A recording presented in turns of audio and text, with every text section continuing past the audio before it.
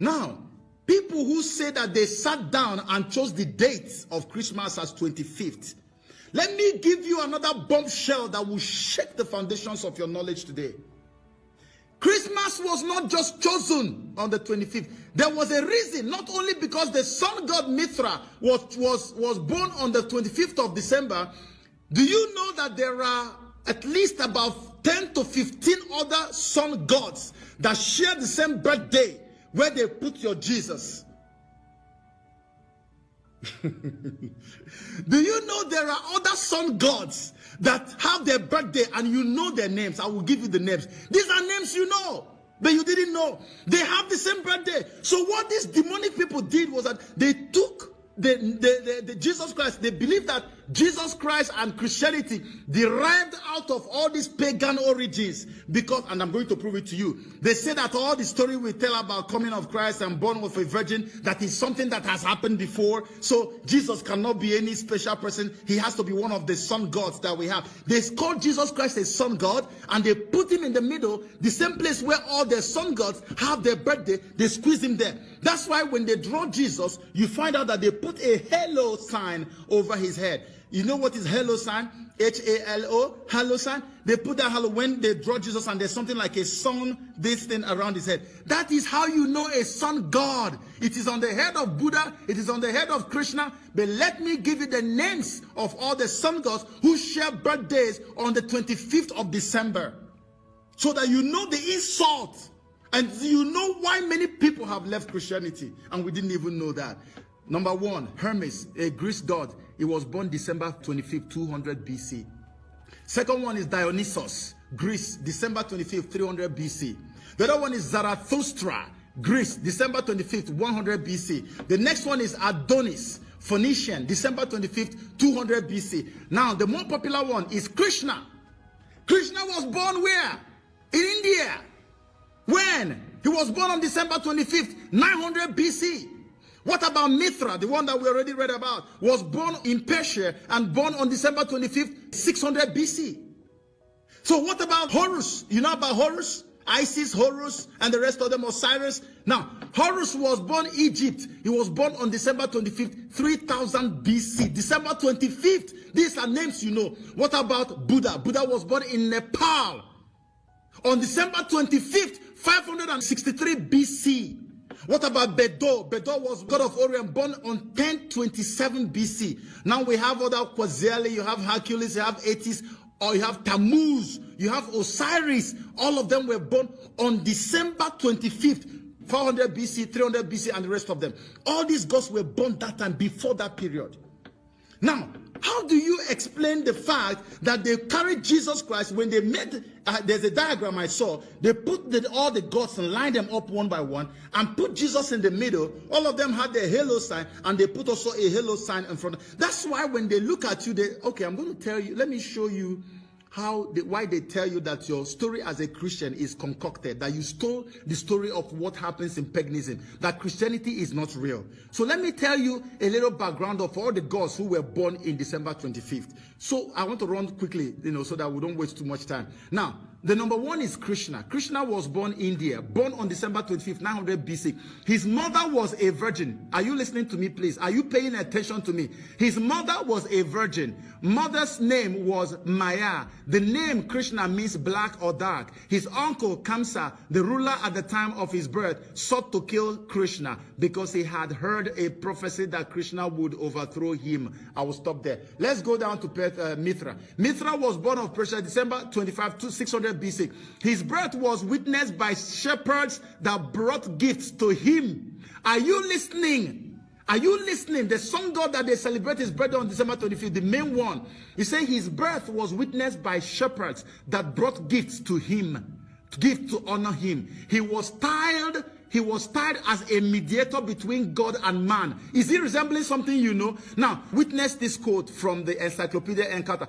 Mithraism was, look at this quote. He said, Mithraism was similar to Christianity in many respects. For example, in the ideals of humility and brotherly love and baptism, the rites of communion, the use of holy water. Are you listening? The use of holy water, the adoration of the shepherds at Mithra's birth, the adoption of Sunday, and of judgment and the resurrection. This is the Mithra they sell. You see the kind of things. I'm not done. Let's go to Horus. Horus was born in Egypt. What is his background? His brother said his mother was Isis. His mother, Isis, gave birth to him in the swamp. She was warned by the god Thoth to flee and conceal the child from the evil Set. Set had killed the father of Horus, whose name was Osiris, and sought to kill Horus. Also, Isis was able to keep Horus hidden from Set till he, Horus, grew to manhood. There's a movie called The Gods of Egypt. So let's go back. You see, are you seeing resemblances? Now, this is Buddha. So what is it about Buddha? I say Buddha's name, for Buddha, his mother's name was Maya, similar to Mary. Are you hearing me, please, people? Are you hearing me? He said Buddha's mother's name was what? Maya. He says similar to Mary. She was a virgin. He was immaculately conceived, and at birth, he announced that he was a savior to the world. His birth was announced by a star. At his birth, he was visited by wise men who declared that they had seen a sign of his birth. That is to say, signs of the royal birth. Coincidence? Coincidence? Are you hearing it? They said you borrowed your Christian story from here. Let's go down, all the way down. All of them are born of virgins, they claim. So let me go down to Osiris now. Let's go down to Osiris. Please pay attention. Don't let anybody distract you. Osiris was born in Egypt before 2500 BC.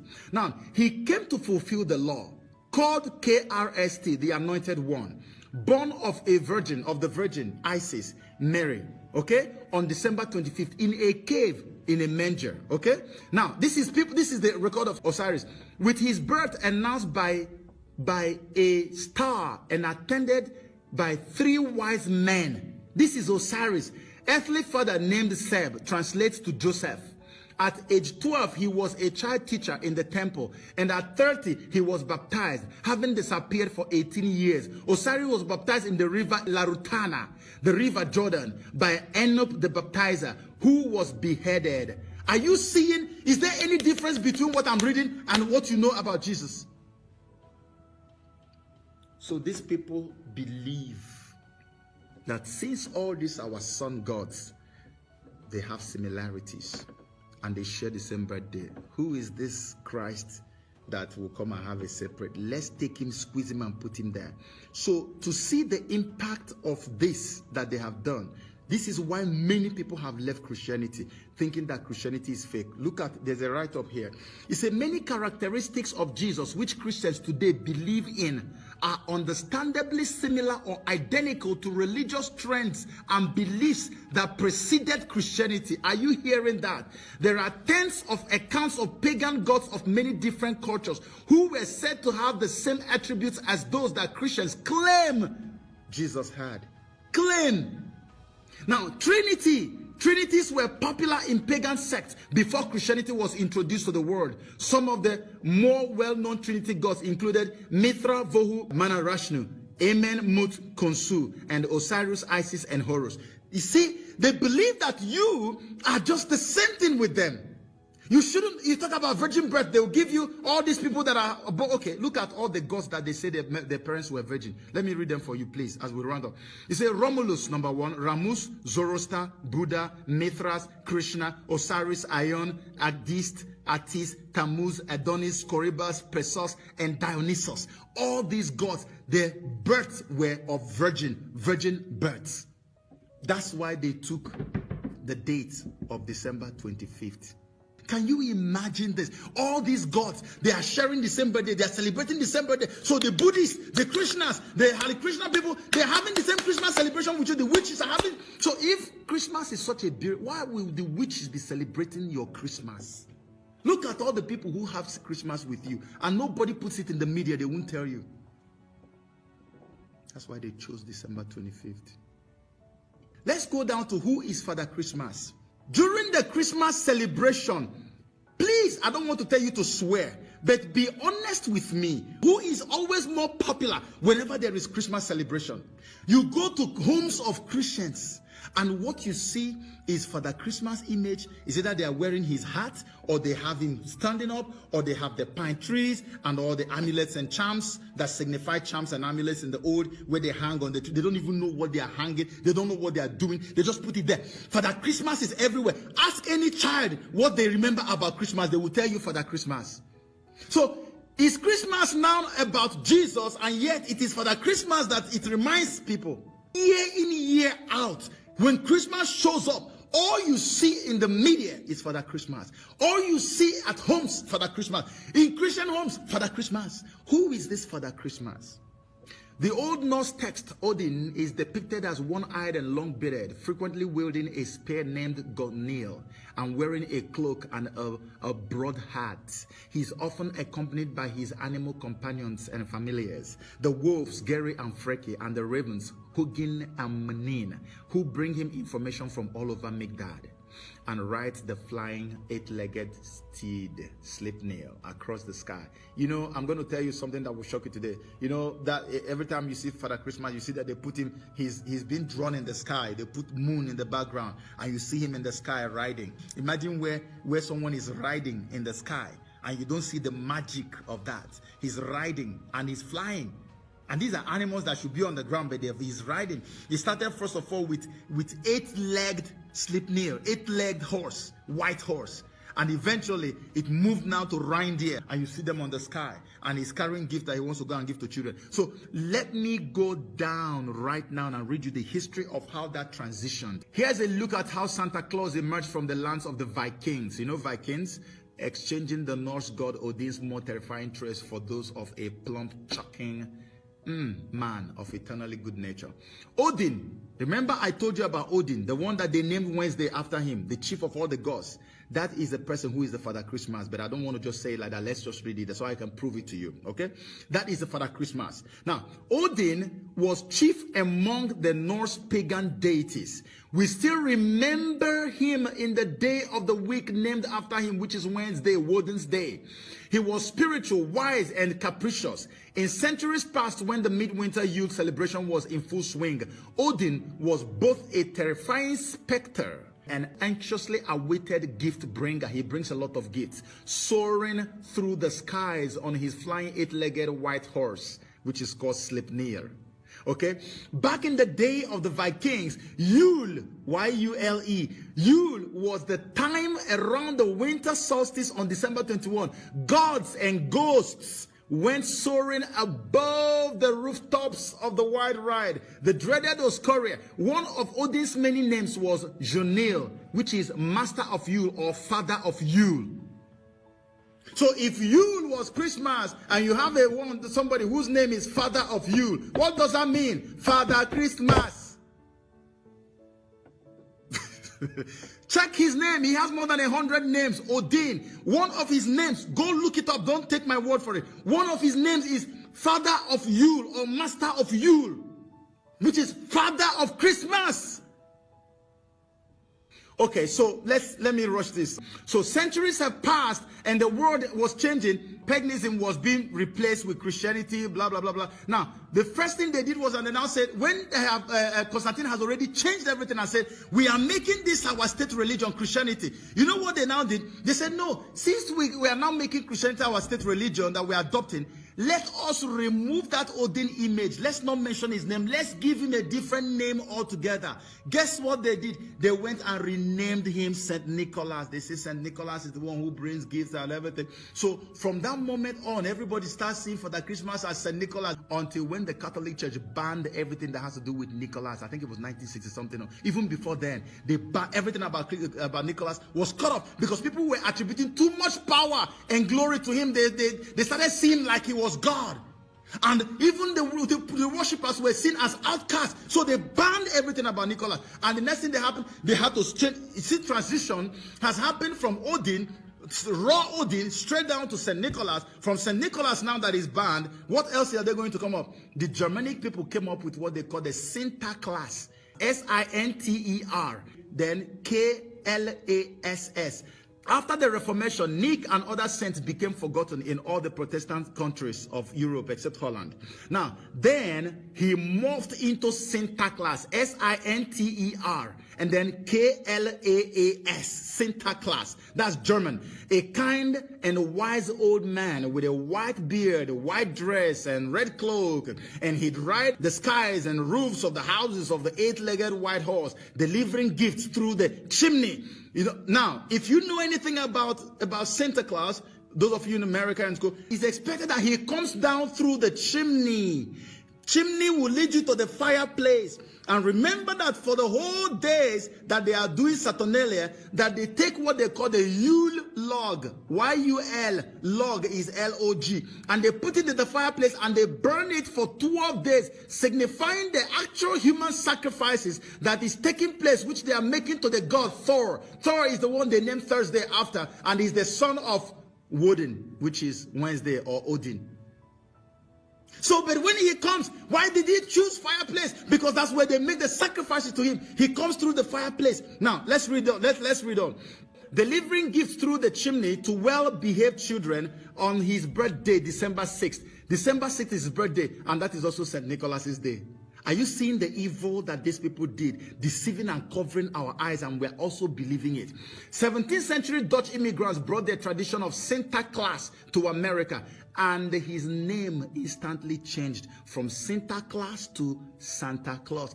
The Santa Claus you have today was given to it in the United States of America.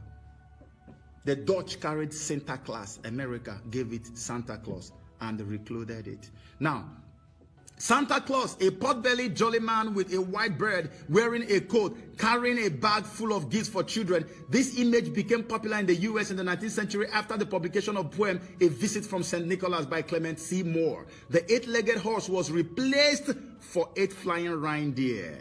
Santa's image got more popular through advertisement for Coca-Cola in the 1930s. It was Coca-Cola who made Santa more popular in the 1930s.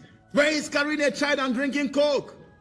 He's always carrying children. I'm going to prove to you today that the same Santa you're looking at is the same god Molech that they were sacrificing children to in the Bible days. That's why he's always carrying children. That's why in 12 days of Christmas, the child is saying, my lover brought to me. My lover. Who is your lover? Santa. But before we get there, I'm going to show you the meaning of Santa. Let's go down. Let's go down. In steps of Yule goat, the giver of gifts until the 19th century. A popular theory is that the celebration of the goat is concerned to worship of the Norse god Thor, who rode the sky in a chariot drawn by, Thor is the son of who? Of Woden, of this Odin.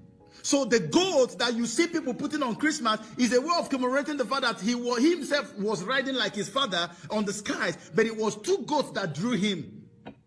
So we commemorate gods, pagan gods. And we do these things without any trace to any biblical story anywhere. And we don't care. And these things we are doing have history here in paganism. And they still celebrate it tomorrow.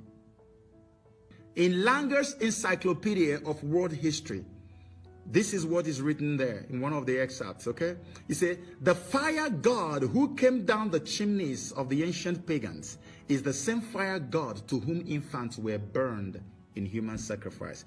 Make reference to Leviticus chapter 18, verse 21, please.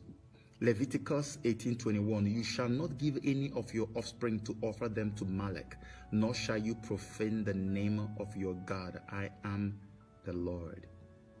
This is the same God. Now, as we are moving further down, I'm almost rounding up.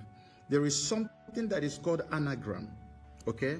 When something is done anagrammatically, it's like if I write Joseph, I'll tell you to switch the words around and form something. So even if I want to curse somebody now, I can use one word that of a curse. If I want to tell somebody idiot, okay, I can change it to something familiar with the same letters that make up the idiot, and I'll put it, and the person will see it. The person is being cursed with that idiot, but the person doesn't know that I'm cursing them. But the curse is on them. The spirit is seeing that I'm cursing them, but they don't consciously know that I'm cursing them. So that is called anagram. You can change the words around, okay? So we're going to look at anagram. Anagram started back in the days. It began with a Jewish occult book called the Kabbalah. So many of you know about Kabbalah. This is what this woman in Hollywood practices. So Kabbalah, that's where it started from. But let's go straight to where it concerns us right now. In anagrammatic arrangement, we are going to look at, first of all, before we go into the anagrammatic arrangement of Santa Claus, let me tell you the code word that is used for Lucifer in the New Age movement. Many of you don't know, there's a woman called Elena Blavatsky. Elena Blavatsky is probably the female version of Aleister Crowley, because they call Aleister Crowley as the wickedest man that ever walked the surface of this earth. Blavatsky is like the female version of Aleister Crowley. But then she had a prodigy called Alice Bailey. Alice Bailey was a protege of Blavatsky, okay? And Alice Bailey was the woman, I want everybody to pay attention, please. Alice Bailey was the woman who founded what we call the Lucifer Trust. It's a publishing company that is currently in the United Nations as one of the most important organs in the United Nations. They just don't do only publishing, they are into policy making, all kinds of stuff. With the UN, Lucifer Trust. So by 1924, people were raising eyebrows and talking, what is this? How can you take it out? Call it Lucifer. Yeah. So they quickly went and changed it and called it the Lucis Trust, or Lucis, L-U-C-I-S, Lucis Trust. Now you're asking yourself, why did they remove from Lucifer and call it Lucis? Now, there are two code words that they used to refer to Lucifer in the New Age. They are code words, so they are not known to everybody. The two code words that you can call, and you know that you're also calling Lucifer, is Lucas, L-U-C-A-S, Lucas, and Lucis, L-U-C-I-S. Every time you hear L-U-C-A-S or L-U-C-I-S, you are calling Lucifer. Lucas and Lucis, they are all Lucifer. That's why they removed from Lucifer that everybody was aware of and moved to Lucis. So if Lucas is also Lucifer, what is Santa Claus? Can somebody out there listening to me do an anagrammatic arrangement of Santa Claus for me, please? This is classwork now. Do anagrammatically, what is Santa? Let's start with Santa. How do you rearrange Santa? What do you get when you rearrange Santa? S-A-N-T-A. What do you get? Instantly. What do you get? You get Satan. Does that work like that on your paper? Are you doing it? Anagrammatic rearrangement of Santa is what? Satan. What about Claus? C-L-A-U-S. Santa Claus. What is the anagrammatic arrangement of Claus? What is it? What does it give you? It gives you what? Lucas. So Santa Claus, anagrammatically arranged, what do you get? You get Satan and Lucas. One and the same. Satan, Lucifer. One and the same. I am giving you life today because my Father gave me the power to give you life. I don't have it. He put it in me. This has been one of the toughest journeys I've ever had to embark on in my entire life. I am giving you life, free. People pay thousands of dollars to get the information I'm sharing with you free today.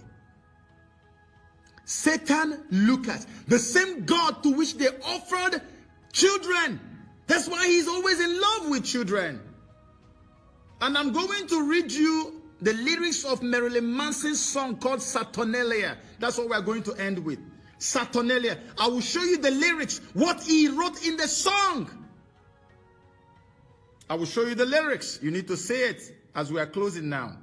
Okay? Because I'm about to close. But before I close, I went to a website where they give advices to witches and pagans on how to conduct their Christmas. And I want you to take your pen and your paper by your side. Please get ready to write. This is the instruction they gave them. It's called the symbols of winter. Now, it's a Yule is a Sabbath. This is from their own Wiccan website, oh, please, their website. It's a Yule is a Sabbath that reflects the return of the sun.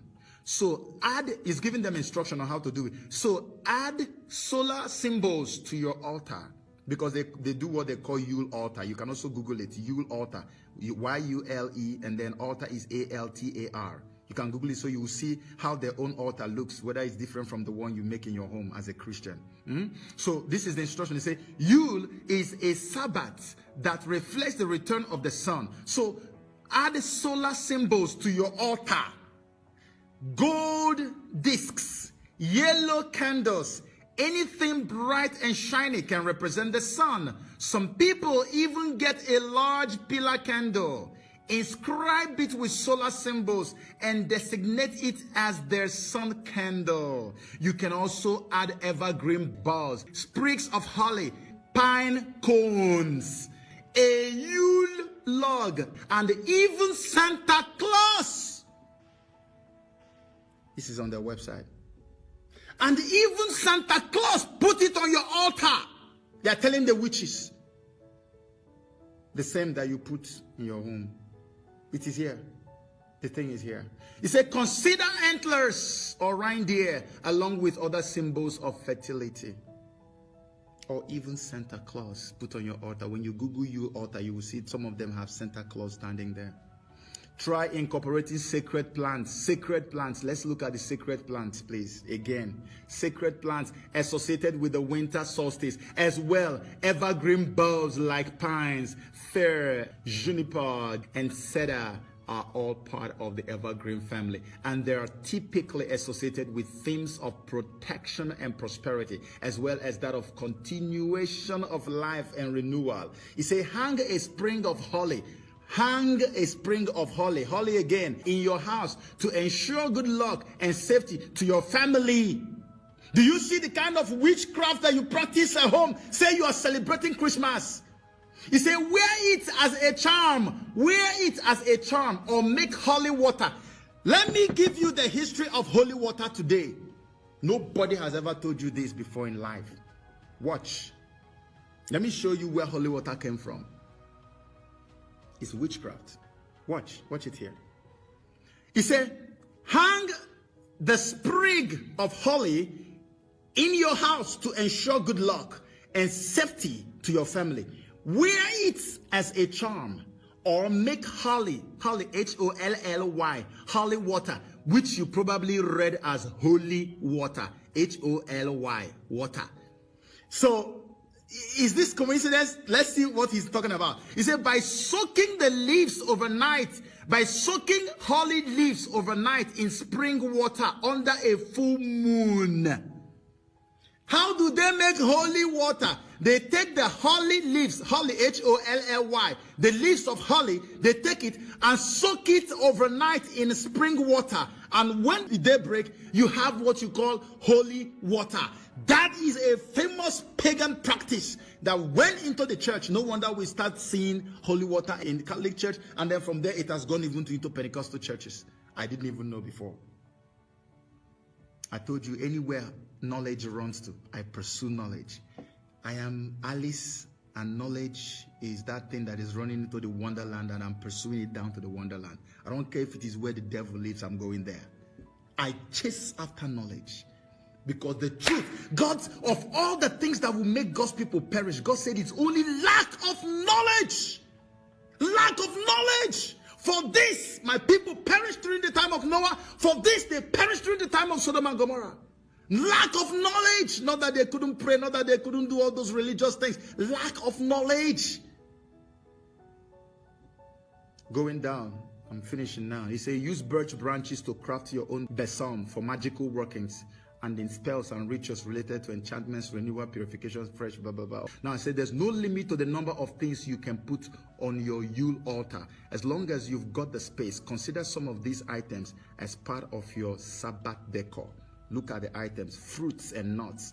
Add bowls of winter nuts like walnuts, pecans, and hazelnuts, or fresh fruit such as oranges and apples to your altar. Mistletoe, which symbolizes fertility and abundance, is often associated with the winter holidays around the world. Snowflakes, icicles, or even a bowl of snow can come in handy for wintertime magic. Candy canes, although they're typically associated with the Christmas holiday, candy canes can be utilized in magic as a way to direct energy. Bells are often included in pagan practice as a way of driving away evil spirits, but you can also use them as a method of bringing harmony to a magical space. Bells! And you have them on your trees. Sun wheels and other solar symbols are a great way to establish a connection to the sun as it begins its long journey back to earth. So the sun they are celebrating is the sun that God created, not the S-O-N that God gave birth to. It is not the begotten Son of God. It is the created S-U-N of the small g God. This is what the people are celebrating, and they have compelled you to celebrate with them. They changed the day of worship. They changed his birthday, and they imposed it on you, and you accepted it. No questions. And when somebody wants to explain, you say, hey, don't talk about it. Jeremiah chapter 10 verse 3-4, it says, for the customs of the people are vain. For one cutteth a tree out of the forest, the work of the hands of the workman with the axe. They deck it with silver and with gold. Is that not your Christmas tree? They fasten it with nails and with hammers, that it move not. This is your Christmas tree. And God said, these things, he said, I do not like these things. Stay away from these things. That's your Christmas. It's Jeremiah chapter 10 verse 3-4. Go read it through and see for yourself. Praise God. Go read it through. So now, in the end, I'm going to end here with the song. There's a song called Saturnalia, which is performed by Marilyn Manson, a famous Satanist. The lyrics of his song, he came down, I'm going to rush down the lyrics. He said, when all your demons die, even if just one survives, I will still be here to hold you. No matter how cold you are, no matter how cold you are, I see the terror in your teardrop. Take your belief, make it snow, let go, and wait together until we thaw. I don't want to be another bullet hole in the exit sign on your road. I don't want to be another bullet hole in the exit sign on your road. Just smile like a rifle, hard metal in the setting sun. Just smile like a rifle, hard metal in the setting sun. Listen to this. I was invited to eat the young. He said it twice. I was invited to eat the young. I was invited to eat the young. This is Saturnalia. He was invited to do what? To eat the young. They sacrificed, and they sacrifice. That's why children, when they come, they will go and pack their shoes and fill it with straws that he's flying goats. That's when you see that tradition. Where do you think it came from? His flying horse that Odin was using to fly. The children used to take their shoes and put it on and then put straws for the horse to eat when it comes. Then Odin will come in through the chimney and then come and drop gifts for them and go away. Now they use reindeer for it. Everything about paganism, starting from October 31, check it out, going down all the way. 12 days of Christmas. 12 days of Christmas. Now, I want you to write this thing down and Google it, please. T-R-O-L-L. What is the meaning of troll? There's a Christmas song that is called Deck the Halls. Deck the halls with boughs of holly. Inside that song, you're going to see something that has to do with troll. Go and find out the meaning of troll. T-R-O-L-L. Troll. And they even put Yuletide in there. My beloved ones, after all this, how can you tell me that it is not needful for us to enlighten ourselves and tell ourselves the truth? That Jesus Christ, my own, you call me Jesus baby, don't you? I'm a Jesus baby. My own daddy does not have anything whatsoever to do with a day that Krishna and Buddha and all these people celebrate their birthdays. Jesus stands out. That's why so many pagans I've met in America, they always tell me that, come on man, this your Christianity just came from paganism. It's the same thing. They went and changed all their stories to look like that of Jesus. And they say that they are all the same, that we even borrowed the whole virgin birth and the whole resurrection thing, that we borrowed it from them. We did not borrow from them. It's a lie. That's why they put us on the same place where they have their birthday, so that we cannot deny it. That's why they put a halo sun sign above his head, so that you cannot also deny that. Is that my Jesus or your Jesus? That's not my Jesus. He's not a son God. He is the Son, S-O-N, of God. He's not the S-U-N God. He is the S-O-N of God, the only begotten Son of the Most High God. He has absolutely nothing to do with the pagan worship and pagan sacrifices of Christmas. Something that was banned until the 19th century. Is Jesus born 19th century? If Christmas was about Jesus, why is it that it was only accepted just in the 19th century?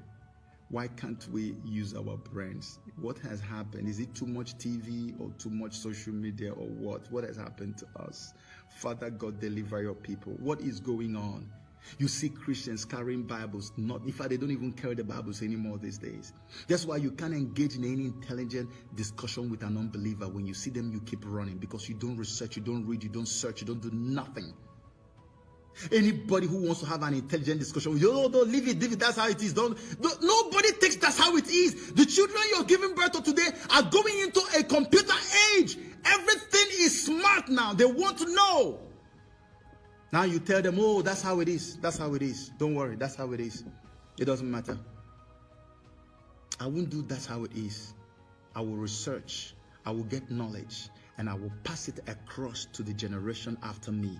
I will make sure that anyone who encounters me, that they encounter knowledge and that they encounter truth by every means possible.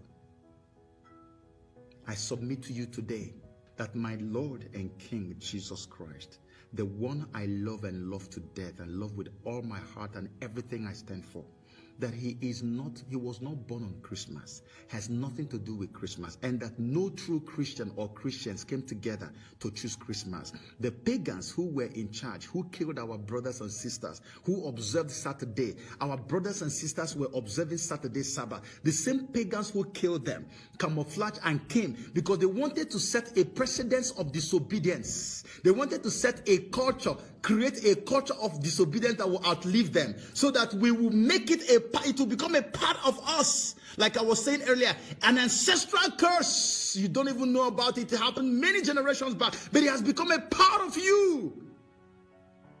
So they created that culture.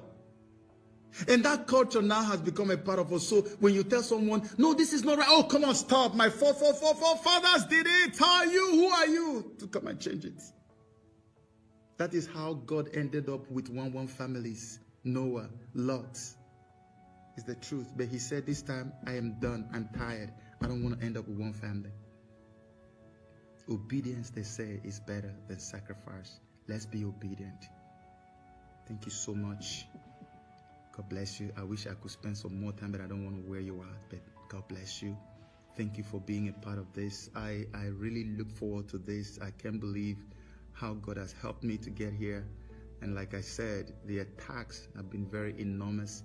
It shows how important this program was to God. And thank God he made it happen. I'm so happy, so grateful. And as always, I love you guys. God bless you. Thank you so much. And have a blessed day, night, morning, wherever you are. In Jesus' name, amen.